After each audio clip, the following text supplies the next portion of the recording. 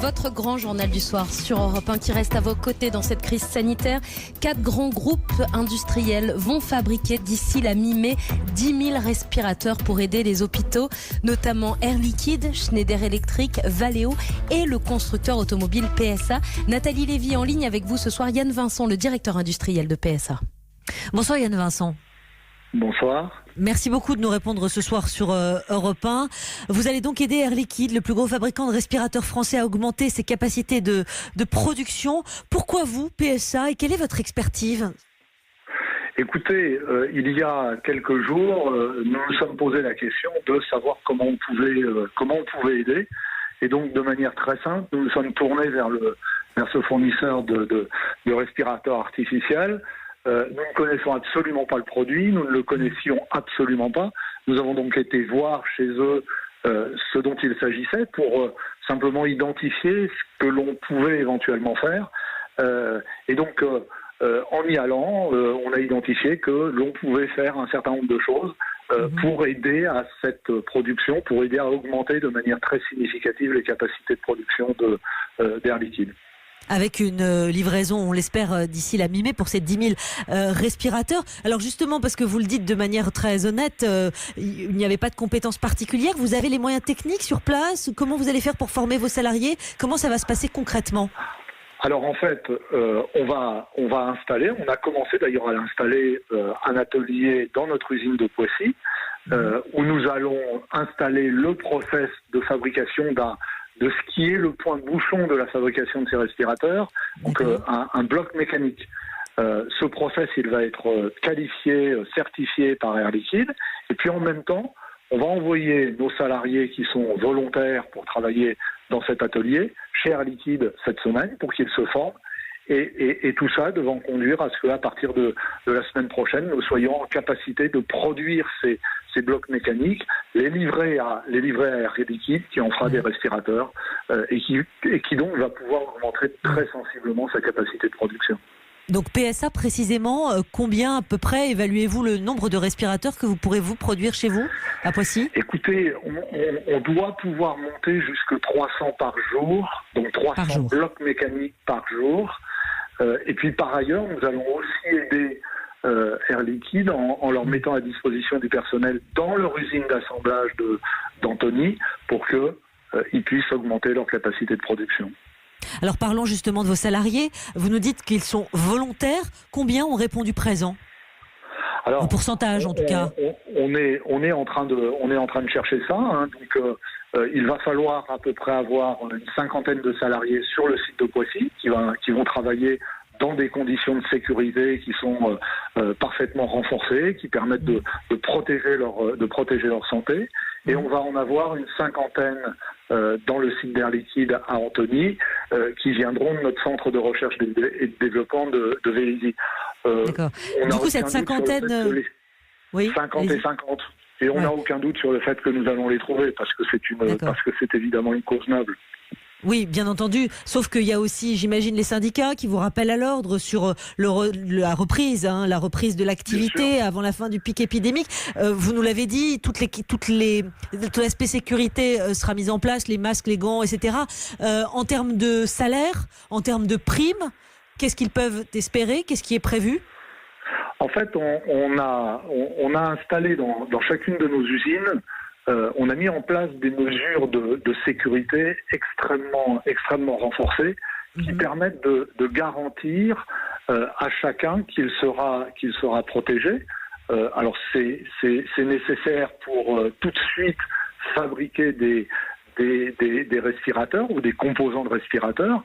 Ce sera nécessaire de la même manière le jour où nous redémarrerons la production de véhicules électriques et de véhicules.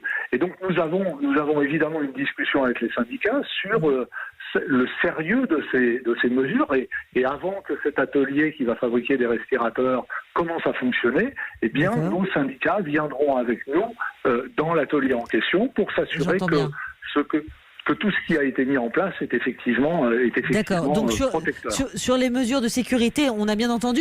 Je vous repose la question. Les salariés sont-ils payés ou volontaires veut dire qu'ils ne sont pas rémunérés ? Et ils sont payés normalement, effectivement. Ils sont payés normalement. Mais ils viennent au volontariat, c'est-à-dire que nous n'imposons pas qu'un salarié vienne travailler dans cet atelier. Nous appelons au volontariat parce que nous avons conscience du fait qu'il peut y avoir de l'inquiétude. C'est donc la base du volontariat. D'accord, c'est la base du volontariat. Vous savez bien qu'il y a des primes qui sont mises en place dans un certain nombre de secteurs désormais réclamés par le gouvernement pour des salariés qui sont sur des territoires et des domaines compliqués. Est-ce que c'est quelque chose qui est envisagé chez vous dans la mesure où... Pour l'instant, ce n'est pas le sujet. Nous pensons très sincèrement que c'est une aide pour le pays, dont le pays a besoin. Nous sommes convaincus que nous allons avoir une centaine d'ouvriers, d'ingénieurs, de techniciens qui vont avoir envie d'aider dans les conditions de sécurité que nous avons définies. Alors, vous nous avez dit 300 respirateurs par jour produits à Poissy, on est d'accord 300 composants. À peu près. Oui, voilà. Voilà, ça veut dire 300 par jour qui sortent directement de l'usine de Poissy ? C'est-à-dire qu'en fait, c'est une part significative du respirateur, donc que nous allons produire pour Air Liquide. Nous le donnons à Air Liquide et Air Liquide le met dans un respirateur complet parce qu'il y a évidemment un certain nombre d'exigences de sécurité. Ils doivent tester le produit avant de le donner aux hôpitaux. Pensez-vous que les besoins nationaux seront couverts avec cette double production, si j'ose dire ? Honnêtement, je ne sais pas. Ce que l'on constate, c'est que malheureusement, la demande a explosé par rapport à ce qu'étaient les capacités il y a encore quelques mois. Et donc, ce que l'on essaye de faire, c'est tout simplement d'aider Air Liquide à faire grimper cette capacité de production pour coller avec la demande. Qu'est-ce qu'elle sera, la demande ? Je vous avouerai que j'en sais rien.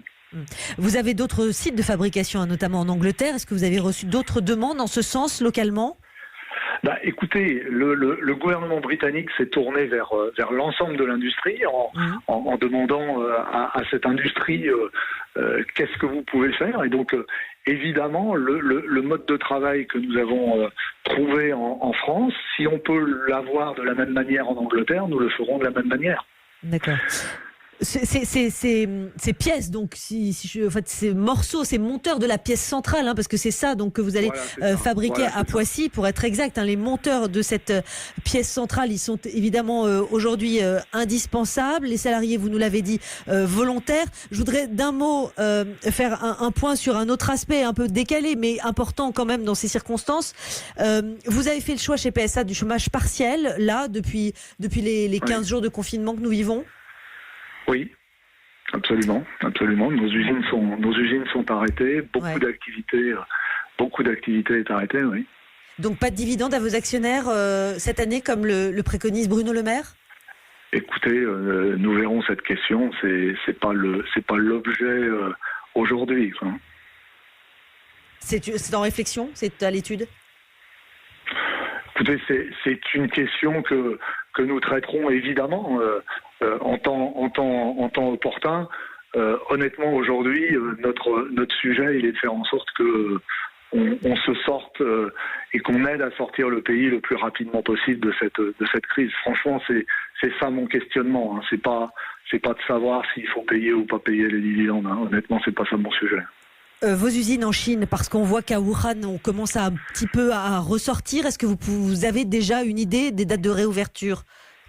Elles ont commencé à reproduire. Précisément à Wuhan ? Oui, tout à fait, oui. Depuis quand ? Depuis très peu de jours. Je n'ai plus en tête la date précise, mais c'est fin de la semaine dernière, début. D'accord, donc à Wuhan, on a recommencé une activité légère, mais en tout cas, ça a plutôt repris depuis quelques jours. Juste un dernier mot, on a donc 300 monteurs de pièces centrales produits par jour à Poissy chez vous, et donc vous nous garantissez, ou en tout cas, vous êtes ce soir sur la date de la mi-mai, c'est ce qui est avancé en tout cas pour ces 10 000 respirateurs avec les 4 grands groupes industriels. Écoutez, vous savez, on met toute notre énergie, tout notre cœur sur ce sujet. Et c'est pour ça que je vous disais que je n'ai pas de doute quant au fait qu'on va trouver des volontaires. Simplement parce que tout le monde comprend que c'est un sujet d'aide au pays. Et donc, on fait notre maximum. C'est aussi simple que ça, je ne peux pas vous le dire autrement. Merci beaucoup. Écoutez, merci infiniment de nous avoir éclairé ce soir sur Europe 1, sur cette initiative et ces volontaires donc, qui vont répondre présents dans cette usine PSA Poissy. Merci beaucoup Yann Vincent, directeur industriel de PSA. Merci à vous. Merci à vous.